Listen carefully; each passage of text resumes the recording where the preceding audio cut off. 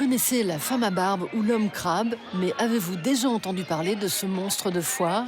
I must ask you to remember that this exhibit is being presented solely in the interests of education and science. This creature, there he is, the geek. He has puzzled the foremost scientists of Europe and America. Is he the missing link? Is he man or beast? Now, folks, it's feeding time. Depuis, le geek a changé de régime. À la manière de Bill Gates ou de Steve Jobs, l'homme des bois avide de chair fraîche a muté pour devenir le nouveau maître du monde, doté d'une fortune colossale et de sièges sociaux aux allures de forteresse. Désormais, les geeks jouent dans la cour d'Hollywood. Yes, sir. Refresh. Alors, les geeks, c'est qu'une histoire de gros sous? Pas tout à fait. Dans le Loir-et-Cher, un groupe d'irréductibles résiste. Comme d'habitude, quand on parle au peuple des Geek Ferries, on leur demande si ça va bien. Chaque été, les geeks qui ont la tête dans les nuages font le pèlerinage au château de Celles-sur-Cher. Pendant 3 jours, ils sont près de 10 000 à faire des infidélités à leur clavier pour aller échanger dans la vraie vie avec les plus pointus des obsédés de la niche. Au festival Geek Ferries, on croise de tout. Spécialistes de linguistique dans les films Disney, accros de mécanique quantique ou cosplayers du médiéval. Ici, le virtuel rejoint la réalité, comme avec ce match de Quidditch, le sport de haute voltige sorti de la saga d'Harry Potter. Surtout, au Geek Ferries, on parle une drôle de langue. Les cognards qui sont des balles en caoutchouc rugueux, un peu dégonflés pour la prise en main, et le vif d'or qui est une personne neutre par rapport aux 2 équipes qui s'affrontent et qui lui a un short avec une balle de tennis accrochée derrière. Donc du coup, vous avez plus qu'un seul mât avec une croix au sol pour la stabilité. La verge se sépare en 2 et le contrepoids aussi se sépare en 2 bourses. 2 bourses, une verge, un couillard. Depuis toute petite, j'ai toujours joué sur l'ordinateur au MMORPG. Aujourd'hui, mes meilleurs amis, c'est des gens que je vois jamais. Il était une fois Nicolas Mazessi. Propriétaire du château de Celles-sur-Cher et fan de jeux de rôle, Nicolas propose en 2014 aux organisateurs des Geek Ferries de vivre leur rêve grandeur nature en mettant à disposition gracieusement son domaine vieux de 1000 ans. Allez hop, on y va, en route pour l'aventure.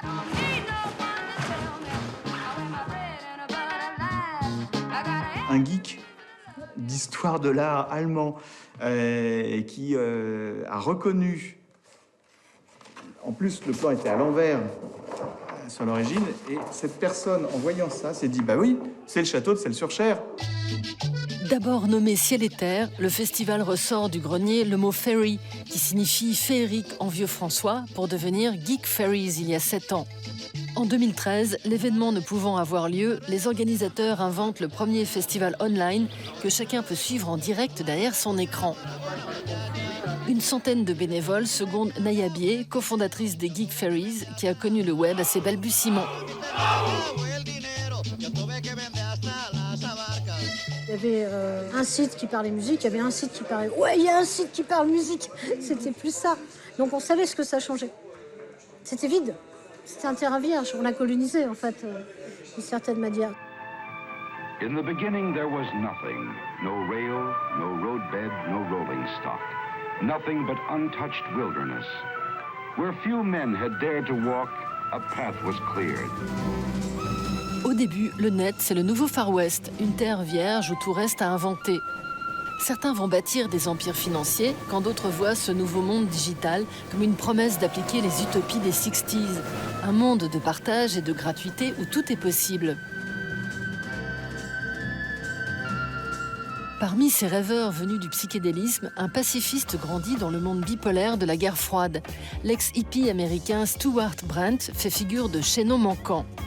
En 68, voulant renouer avec l'esprit des Lumières, il signe une nouvelle encyclopédie recensant toutes les techniques humaines, de l'architecture à l'informatique naissante, pour permettre à tous d'approcher l'autosuffisance. Ce Whole Earth Catalogue arborait en couverture une photo de la Terre vue de l'espace, un monde global, sans frontières, comme le sera le net 30 ans plus tard. Au milieu des 80s, tandis que Naya découvre la version française du catalogue, Stuart Brent devient un des gourous de la Silicon Valley.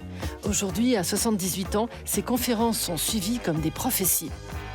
Je pense qu'Internet va amener un changement de civilisation. C'est la première fois que l'information n'est plus un instrument de pouvoir. Bonjour, bonsoir à tous et bienvenue dans ce Point Culture sur un sujet qui ne se prête absolument pas aux effets visuels, il s'agit des figures de style. Les figures de style, c'est un peu la trigonométrie des littéraires, c'est-à-dire qu'il y a toujours un moment fin collège, début lycée où on se dit « mais ça me servira jamais en fait ». C'est à la fois vrai et totalement faux. Avec ce genre de vidéos vulgarisant l'astronomie, les cryptides ou les figures de style, le youtubeur Lynx the Sun comptabilise plus de 200 millions de vues.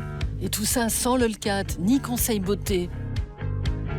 Allergiques au Star System, les Geek Fairies logent invités et visiteurs à la même enseigne. Comme pour le web dont ils rêvent, ici, pas de barrière. Présents au festival depuis 2011, Frédéric et Sébastien animent le Joueur du Grenier, une chaîne YouTube aux demi-milliard de vues, spécialisée dans le test de jeux vidéo rétro. 70% du gameplay dans ce niveau 1 consiste à ouvrir des portes, et même ça, ouvrir une simple putain de porte, c'est raté. Quand tu ouvres une porte, tu te pousses toi-même. On m'a jamais appris ça au FBI. On est en retard, il paraît. On a fait une entrée de clochard. Ouais. Si vous avez des questions, on va partir, on va discuter entre nous tranquillement. Hein. On est là pour 1 heure. Non, personne n'est là. Bon, bah tant bien, on se fait chier alors. Aux Geek Fairies, de jour comme de nuit, les festivaliers ont une obsession, jouer.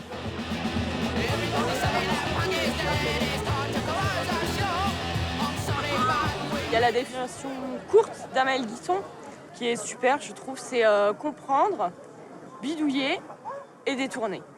Et s'amuser au passage. Donc il y a la notion de jeu dans le hacking qui est très proche du mode de fonctionnement en fait, des enfants où ils vont voir un bout de bois et vite fait ça va se transformer en un personnage. Transposer le hacking informatique dans la vie, c'est l'idée de Gull et Vicis du vidéoblog Hacking Social. Depuis 2013, ce professeur de philo et cette spécialiste en psychologie masquée analysent les systèmes qui nous cadenassent et nous influencent dans des vidéos pédagogiques de près d'1 heure. Invité au festival, le duo propose dans l'espace Mind Palace, dédié à la connaissance philosophique ou scientifique, un forum IRL dans la vraie vie en VF. On parle beaucoup d'empowerment, par exemple. Et l'empowerment, c'est-à-dire d'ouvrir ce cadre de possibilités dans lequel on va pouvoir se réapproprier son action, passe par cette prise de conscience des structures dans lesquelles nous évoluons et des déterminants sociaux. Donc ça, c'est le hacking social et c'est notre activité, ce qu'on fait sur Internet. La publicité est riche en symboles, symboles qui s'imprègnent, qu'on le veuille ou non, dans l'esprit du spectateur. La sémiologie ou sémiotique peut nous aider à comprendre ces mythes contemporains et ainsi démystifier le message et le média. Voyage, émancipation, désir, effet de vitesse, domination, réalisation, réussite sociale, contrôle, sexe.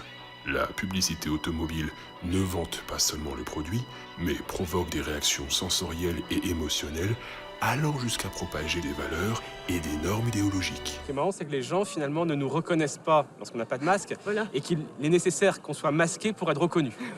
Donc ça inverse un peu les choses, mais quand on est dans des festivals, c'est très agréable justement, parce qu'une fois qu'on n'est plus en conférence, on enlève tout ça et nous sommes des parfaits anonymes.